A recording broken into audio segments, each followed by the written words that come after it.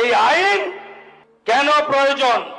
দাঙ্গা, বেআইনি সমাবেশ, হিংসাত্মক বিক্ষোভ, আইন শৃঙ্খলা ভঙ্গের অন্যান্য ঘটনায় সরকারি ও বেসরকারি সম্পত্তি সুরক্ষা নিশ্চিত করা রাষ্ট্রের একটি গুরুত্বপূর্ণ দায়িত্ব। প্রচলিত ফৌজদারি আইনে অপরাধীদের বিচার এবং শাস্তির ব্যবস্থা থাকলেও ক্ষয়ক্ষতির দ্রুত মূল্যায়ন, প্রকৃত দোষীদের কাছ থেকে ক্ষতিপূরণ আদায়ের জন্য কোনো কার্যকর স্বতন্ত্র ব্যবস্থা নেই।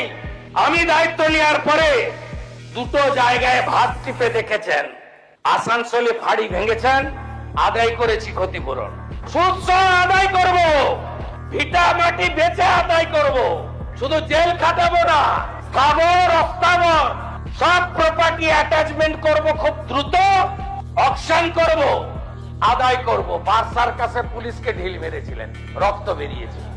আপনি কি ভেবেছেন ধুলিয়ানে পুলিশ শাটারের তলায় ঢুকেছিল?